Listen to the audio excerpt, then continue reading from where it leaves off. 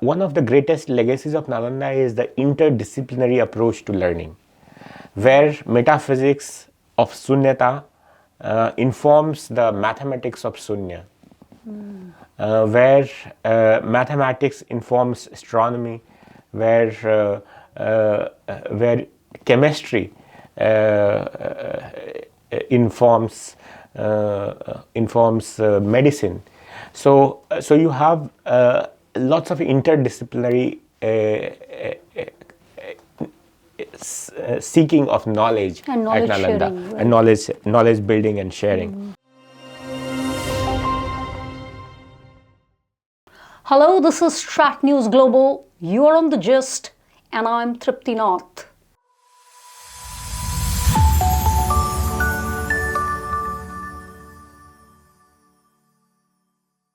I'm very pleased today to have in our studio Ambassador Abhay Kumar, Deputy Director General of the Indian Council for Cultural Relations, the cultural arm of the Ministry of External Affairs. We're going to discuss his super fascinating book titled Nalanda and how it changed the world. Ambassador Kumar has served in various positions of the Ministry of External Affairs. He has been posted in several Indian missions, including Brasilia, Kathmandu, Moscow, and St. Petersburg. He became a diplomat at the age of 23. As Under Secretary, Digital Diplomacy, it was he who sent the first tweet after setting up an official Twitter account of the Ministry of External Affairs. A poet, lyricist, writer, and artist, he has received many literary honors. He also wrote the famous Earth Anthem, which has been translated into 160 languages.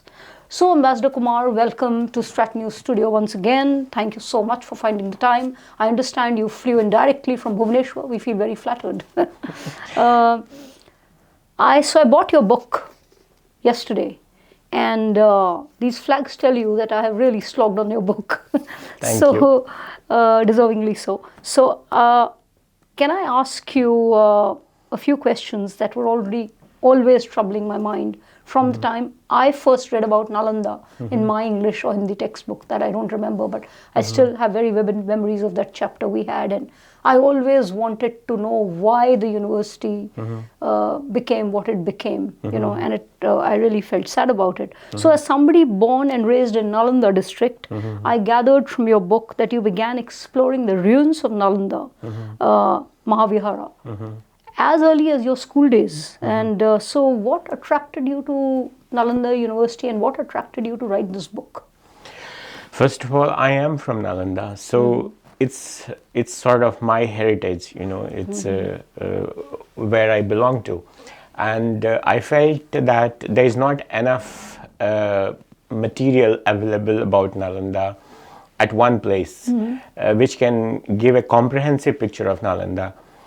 So when I used to visit the ruins of the Nalanda Mahavihara, I would be only told some truths or some legends about Nalanda.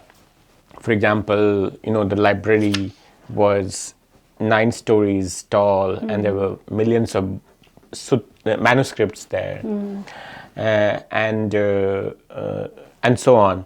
So this legend came to me, but I was curious that what made Nalanda so great?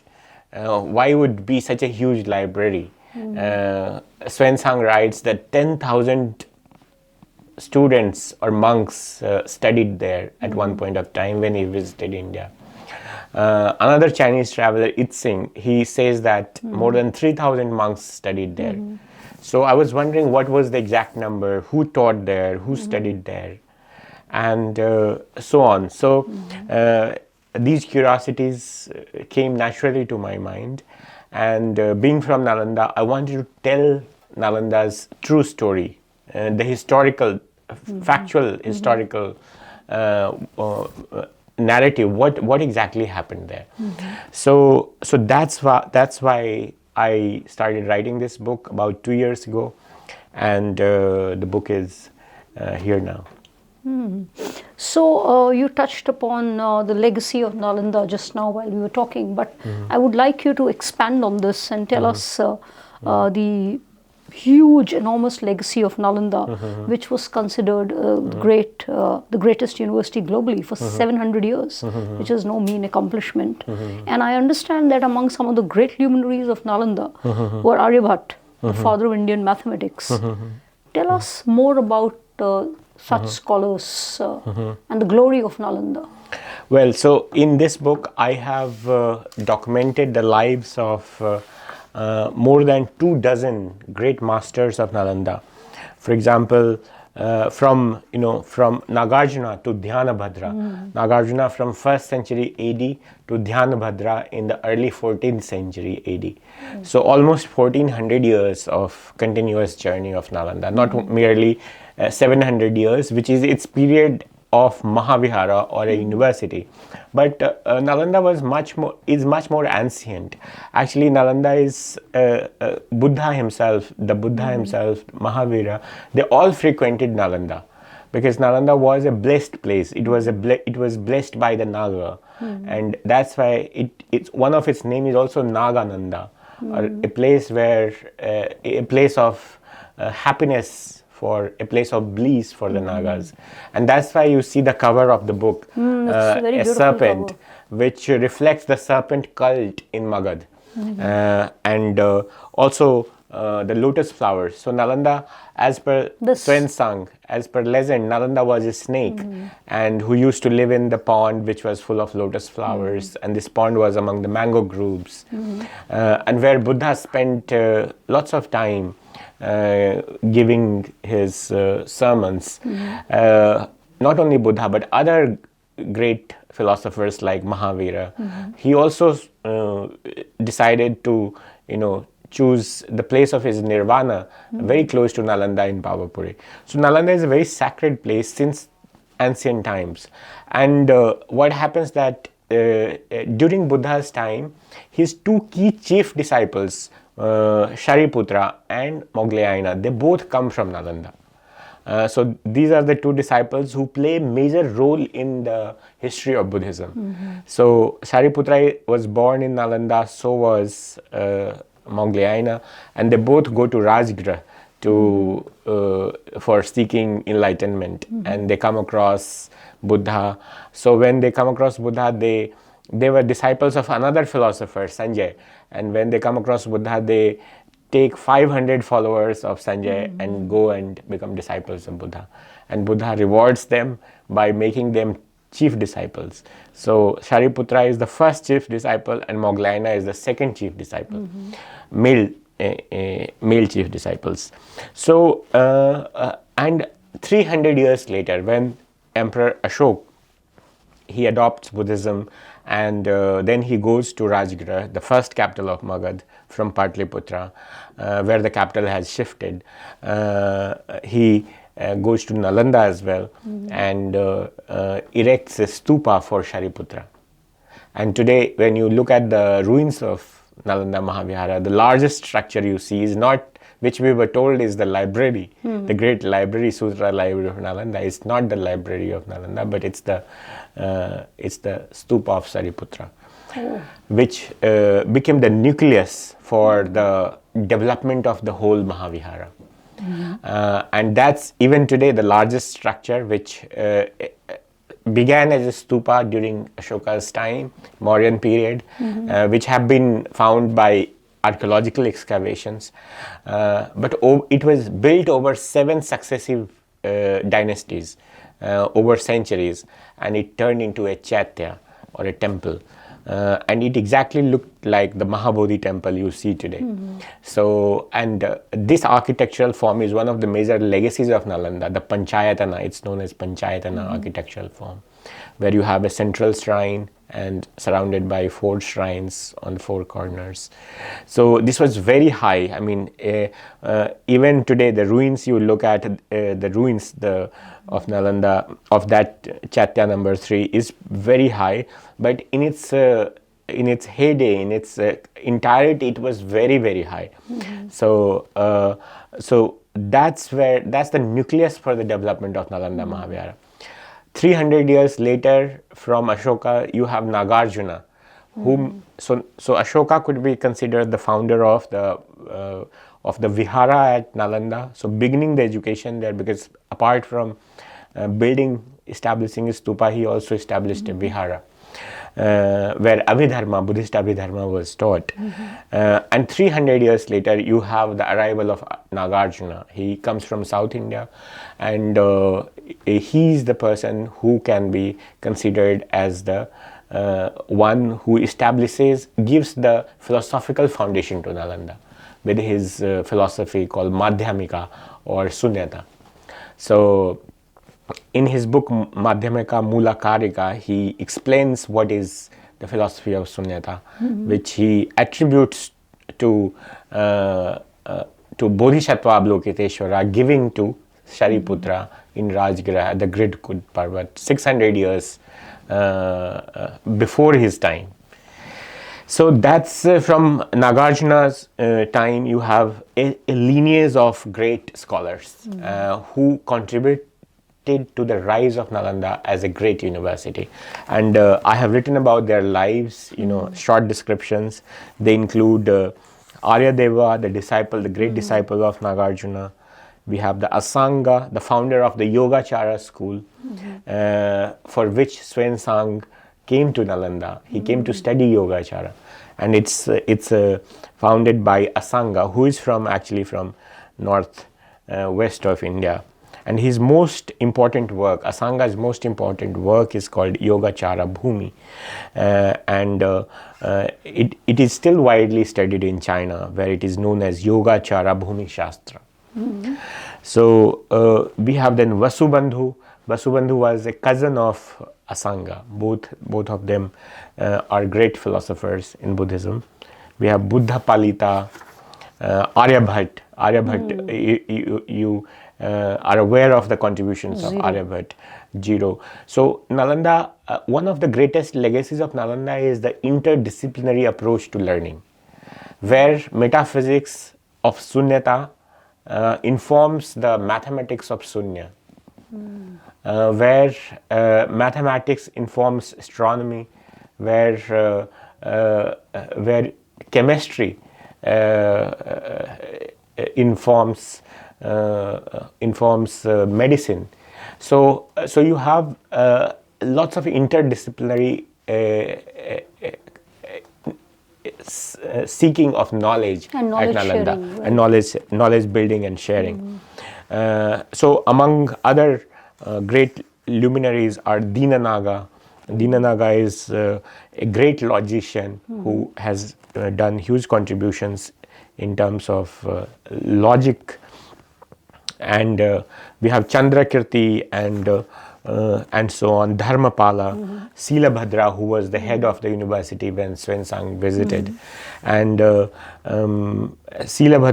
Xuanzang gives a very good description of Silabhadra and his knowledge. We have Dharmakirti, who was also a great poet and ambassador of Mexico, former ambassador of Mexico, Octavio Paz, the Nobel laureate, writes about Dharmakirti and how he uses poetry, a poem called Proof, to prove the Buddhist doctrine that in this world nothing has been created. Everything has codependent origination. Vajrabodhi and Santarakshita. Santarakshita is considered to be the person who took Buddhism to Tibet, which was later firmly established by Guru Padmasambhava or Guru Rinpoche. We have so on. Dhyanabhadra, Atisha and Dhyanabhadra. Dhyanabhadra is another great monk who is active who gets ordained at Nalanda in the early 14th century, establishing that Nalanda survived till 14th century. So these are the great scholars at Nalanda who make the university such a reputed place. Yeah, you talked of knowledge sharing. Tell us about noted Chinese scholars Xuanzang and I Ching, who traveled across India and spent many years in Nalanda. I learned from your book that as many as 56 Chinese scholars visited India in the 7th century to visit Buddhist sites and study at Nalanda. Right. I mean, clearly they were very liberal times. True. So that's only in the period when Itsing was visiting India. That's only not the whole 7th century. So that's 56 monks. He records the lives of 56 monks while he's in India. But there are so many more, that's only a period of about 10 years which Itsing spent at Nalanda. And one of them stayed there for 14 years or something, right? Right. Xuanzang spent total 14 years from, of journey, but he stayed 5 years at Nalanda. So what you see is that you see how popular Nalanda is in China, in Korea, in Central Asia. And monks are coming all the way from all those places in hordes actually. What he has recorded is just the tip of the iceberg. So you can see, and that's happening only in one decade of 7th century. But imagine 8th century, 9th century, 10th century, 11th century, 12th century, 13th century. So you have centuries after centuries. We don't have records for them, but imagine how many students would have come from abroad. So before we move on to the next set of questions, we'll take a quick break. We'll be back soon. He was forced to flee his homeland in 1959 after Chinese People's Liberation Army troops invaded Lhasa.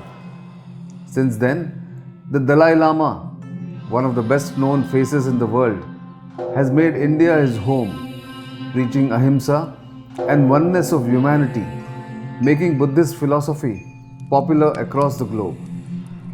Despite his advancing age, the Dalai Lama retains an impish sense of humor and a realistic approach to Tibet's struggle for identity.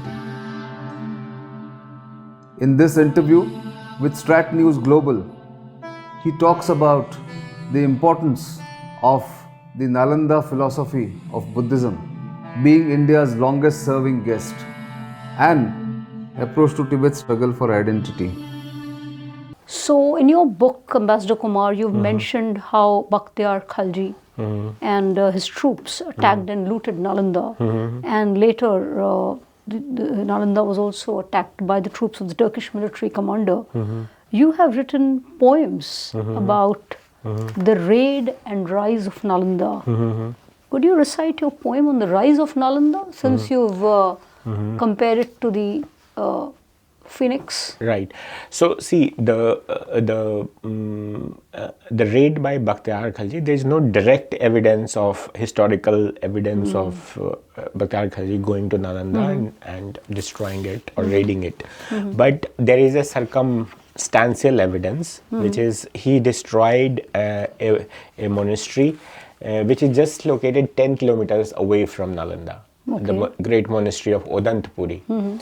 And Odantpuri, there's a vivid description of the destruction there, and it is common sense and improbable that he would leave a monastery which is most famous monastery of its time, and it's just located 10 kilometers away from there.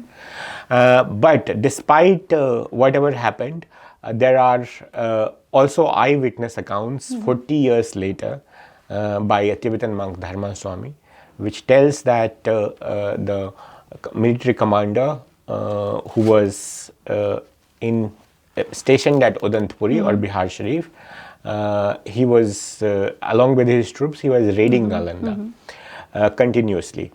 And Nalanda was so huge, Nalanda was a large complex, and it was difficult to destroy it in one or two raids.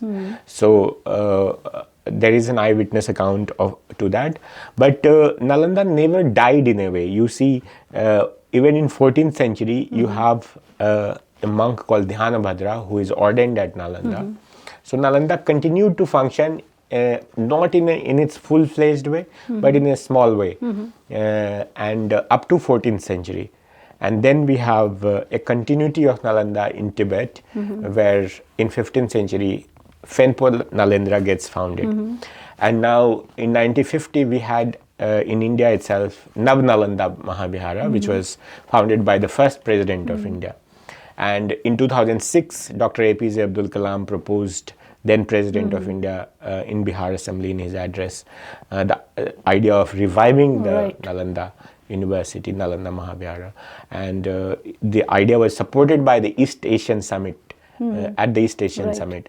And many countries, 17, 18 countries came together to establish Nalanda University. And last year, Honorable Prime Minister inaugurated it. So this is a poem which I had written about the rise of Nalanda. Forlorn under the red earth, buried for centuries, I rise today like a phoenix, 700 years later, from the ashes of my burnt books. I open my arms today to embrace you, whoever you are. From wherever you are, come, walk into my enlightened fold, as once Buddha and Mahavir did, seeking shelter in my groves. I remember Itsing and Xuanzang, the sent seekers from the east. I hear the footsteps of Aryabhat in my ancient compound today. You too come, come, as I rise again. Very nicely penned. Thank you. So, moving on to the legacy of Nalanda, how did Nalanda play a central role in developing the art of manuscripts, writing, and preserving literature? I think the world's first printed book, the Diamond Sutra, was believed to have been written by Nagarjuna at Nalanda. Well, so as I said earlier, that Nagarjuna, he attributes Heart Sutra to Bodhisattva Avalokiteshvara, and which was given by him to Shariputra at Rajgira, at the Gridhkut Pavat, the Vulture Peak. But that most of the scholars think that actually the Pragya Paramita Sutras were written by Nagarjuna himself, and he, to give it antiquity, he, like people do, he attributed it to Bodhisattva Avalokiteshvara. And so that's Pragya Paramita Sutra at Nalanda is a cult thing. So everybody is worshipping Pragya Paramita book, the sutras. There are 100,000s of verses in the Pragya Paramita Sutra.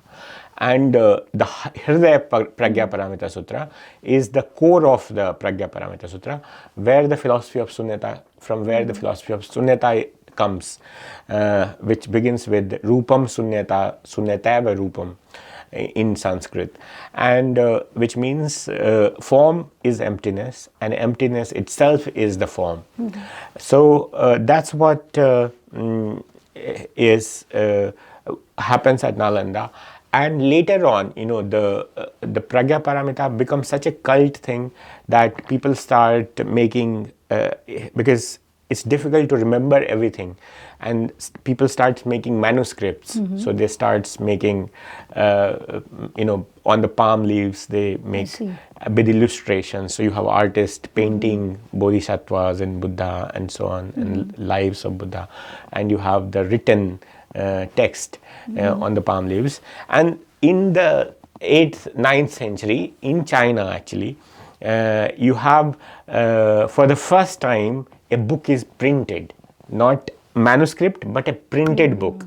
It's a and this printed book, which has been found in China, is a Diamond Sutra or Pragya Paramita Vichedika. So this is popularly known as Diamond Sutra, and this becomes the very first book printed in the whole world, much before than the Gutenberg's. No, I was thinking of Gutenberg. So that's the first book, and obviously then Nagarjuna and Nalanda plays a key role in this. So Dharma will, for example, because the monks think that the laity who are illiterate, they cannot read Pragya Paramita Sutras. So the best thing for them is to just invent a wheel where you have the text, the sacred text of Pragya Paramita, and if they can move it with their hands, they can gain the same merit. But Nalanda's contributions are also, the fundamental contributions are in the field of the idea of university itself. when Xuanzang writes about Nalanda, he says that what was taught at Nalanda, everything which was known to the mankind, all the subjects, including Vedas, including Brahmins, including Hetu Vidya or Shabd Vidya or Vyakaran, everything, medicine, Chikitsa Vidya, everything was taught there. And and then what you have that at Nalanda, you see the standardization of a courtyard plan. Which there is a courtyard which is the learning hall, and it's surrounded by the residential rooms or cells of the monks. So monks can stay in the cells and they come out in the courtyard and can study. And this structure, this structure travels from Nalanda to Central Asia along the trade routes, then to the Arab world, then to Europe. And today, if you look at the quads and courts of Oxford and Cambridge, you will exactly find a replica of the quadrangular architecture which developed at Nalanda. So not only that, but the idea of college and university develops at Nalanda. That what is a university? University is a place where you have a proper residential building, you have the place for students to live, you have a patronage where you have a financial backing by the state, you have universal students could come from anywhere. It's an institution without borders. That's what university means. The students and teachers can come from anywhere. And what is taught? Universal knowledge is taught. So it's not one subject or the other. So in a true way, Nalanda's example is still relevant today.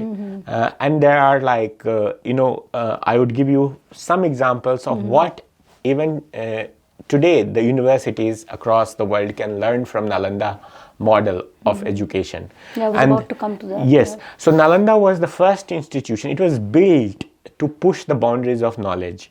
And how? Because Nalanda created a community of students and teachers who could live together. It had a hostel facilities in the sense that you don't have to really go anywhere. You are completely focused on knowledge. There was a huge Sutra library, the great library of Nalanda. It was known as Dharmaganja, which had 3 buildings. One building was 9-storied tall and had millions of sutras in its depository. So this infrastructure creation for education is still very relevant, where universities could learn from Nalanda experience in building libraries or building digital depositories, which is of highest quality, which is accessible or which are collected from the rest of the world, creating hostel facilities for the students. And then at Nalanda, the students were engaged, as Xuanzang writes, in debate and discussion all the time. And this is so important because they followed this recursive argument method of learning, where you have an argument followed by a sub-argument, followed by a sub-argument. So that was the method of learning. That method of learning is still relevant. This method, in fact, led to the medieval time scientific revolution. So that's Nalanda's legacy. Apart from this, I would also focus on Nalanda had dexterous management of financial system.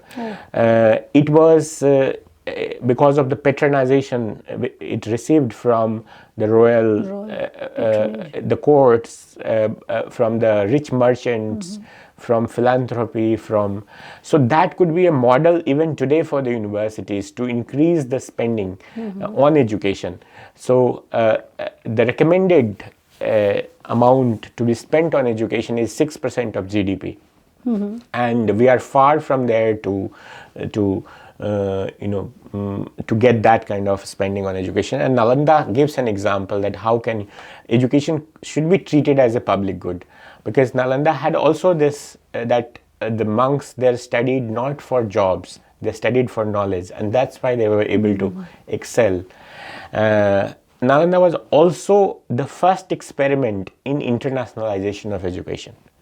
So there were students and faculty from all across the world, in the sense all across the known world that time. So that was the international, at that point of time, it was getting students from all across the world. So today, so many students go out from here. We can have more students coming to Indian universities. Reverse flow. So, Ambassador Kumar, you talked of what Nalanda was and its glory and how everything virtually was being taught there. Now that the institution has been revived and it is, the revival has been very well received. Can you tell us how the modern day makers of Nalanda University have incorporated some of the elements from the past, like the curriculum, the representation of students from different countries? So this is a university which sort of closely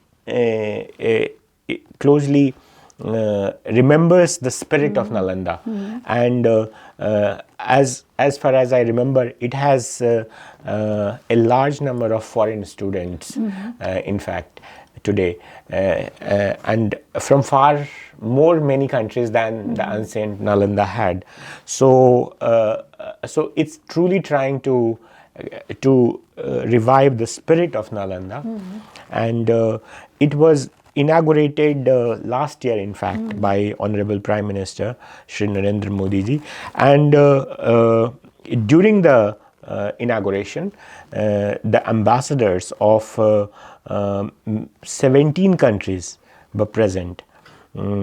It's which includes the countries from East Asian Summit and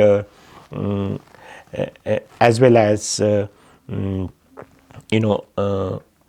other countries who are part of Nalanda. They have signed agreements with Nalanda. And during the inauguration, PM Modi said that Nalanda is not just a renaissance of India's past. The heritage of many countries of the world, and Asia is linked to it. And this is very important. Even today, if you see, it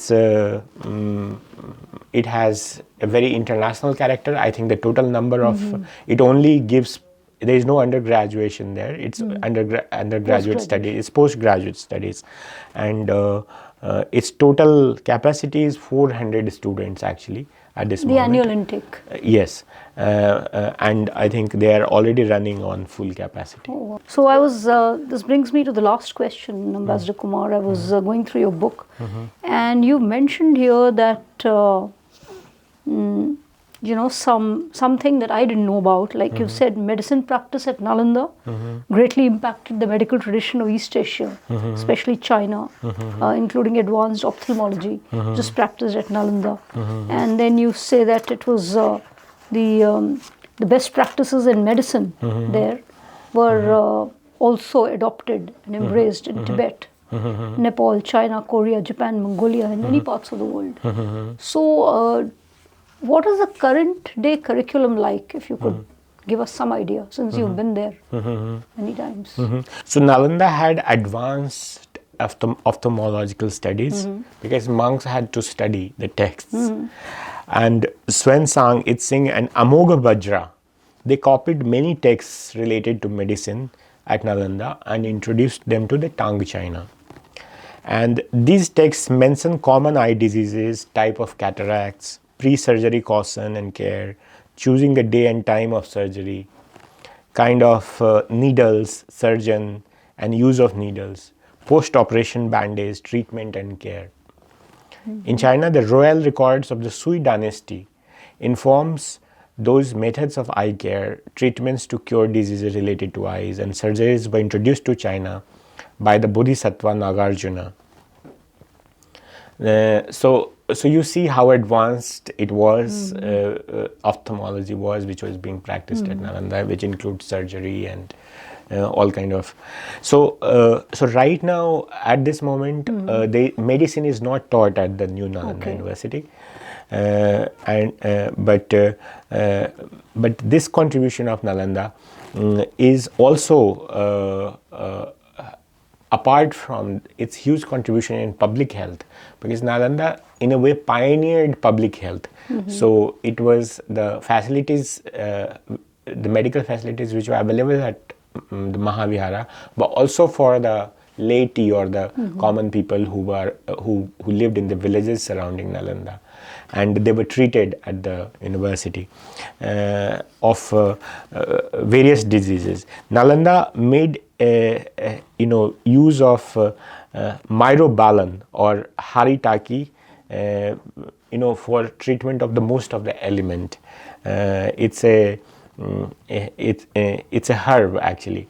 So Nalanda was using the Ayurvedic medicines, and Nalanda also had very advanced alchemy. You mentioned it, yeah. Yes. So not only that, the Hatha Yoga, which is practiced all across the world today. If you look at try to find its most ancient texts of Hatha Yoga means thing, it goes back to the Siddhas of Nalanda. So where they had this, in Vajrayana Buddhism, the Siddhas, they had this goal to preserve energy, and that's how they evolved Hatha Yoga practices. So all these areas, Nalanda made a huge contribution. So thank you so much, Ambassador Kumar. You have really convinced me. I'm sure you've convinced the viewers also that the government seems to be just on track in rebuilding Nalanda. It remains to be seen whether it will reattain the glory that it had all these years. Thank you very much. Thank you very much. Thank you so much for having me. Thank you very much, viewers, for watching this interview. Please do follow us on all platforms to know everything that you want to know about Nalanda.